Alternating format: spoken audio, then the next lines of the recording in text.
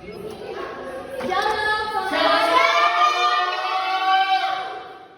semangat ya. Iya, Bu. Oke, semua semangat. Tapi ini pertama terlebih dahulu. Udah kenal belum? Belum. Nama Ibu Jenny Asri dari IAKN Tarutung semester 6. Iya, Bu. Sudah PPD seperti ini. Ya, oke, baik. Sudah kenal? Sudah, Bu. Oke, baik. Jadi sebelum kita mulai, kita nyanyi dulu dan berdoa. Semua pakai video dulu terlebih dahulu.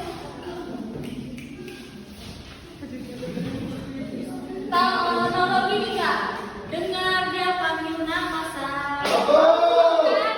Agak maju, agak maju, agak maju. Grace, agak maju. Iya, Pero, agak maju. Nyanyikan ya. 1, 2, 3, ya. Dengar dia panggil nama saya. Dengar dia panggil namamu.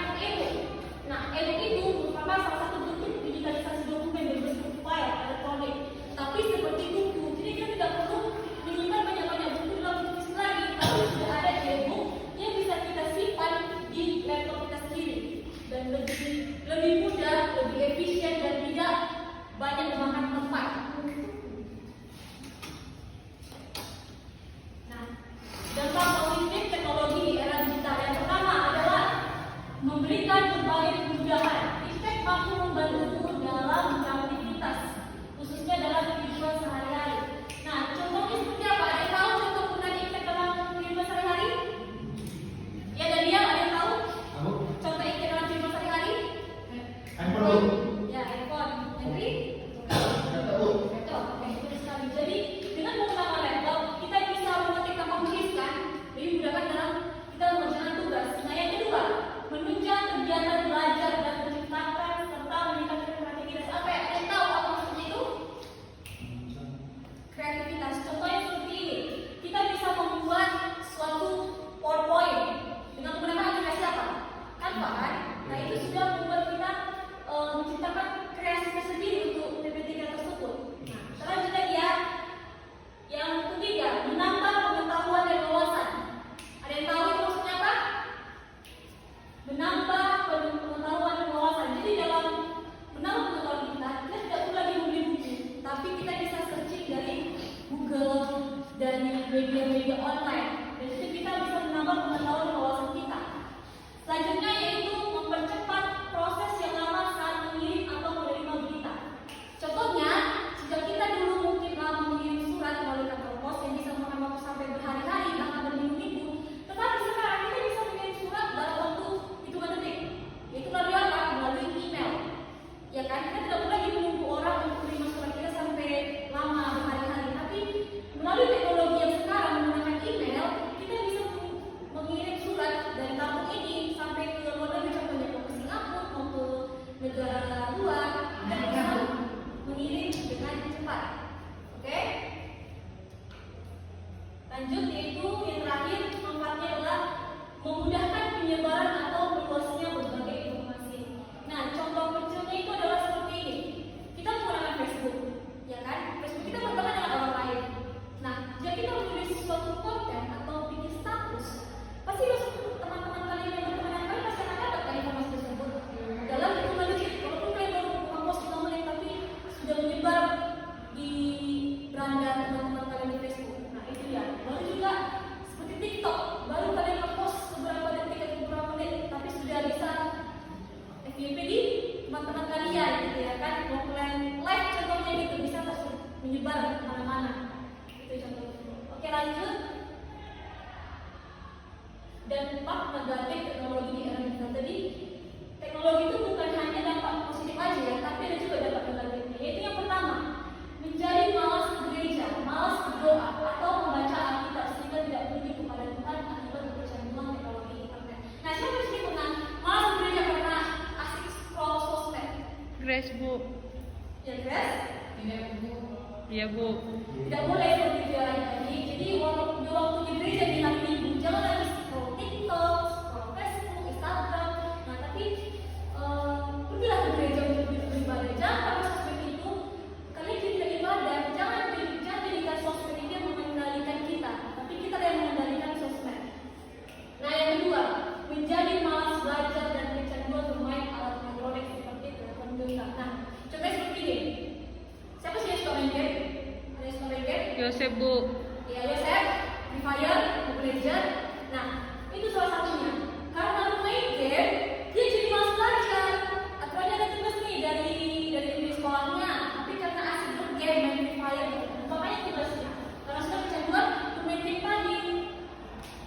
Lanjut lagi ya, dampak negatifnya yang ketiga yaitu menjadi individualistis dan eksklusif. Nah, contohnya gini, jika orang sudah menggunakan gadget, pasti akan fokus pada gadget kan? Jadi sendiri, dia bisa bertahan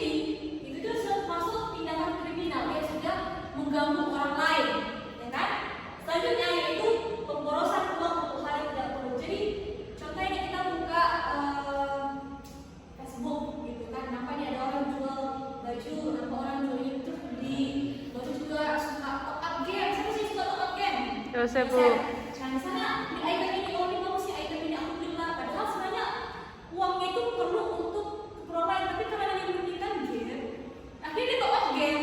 Gitu. Uang yang tidak seharusnya larinya ke game, jadi larinya ke game. Gitu. Dia menggunakan uang dengan tidak efisien. Boleh sih, tapi nggak boleh sering juga. Karena bisa dibilang gimana ya? Kan kalau ada hal yang penting, kenapa tidak ya kan? Daripada kita top up game. Oke, sampai di situ. Selanjutnya, sepertinya senyap semua ya. Kayaknya abang berdiri dulu, kayaknya lebih enak. Coba berdiri dulu. Berdiri. Saya berdiri. Oke. Jadi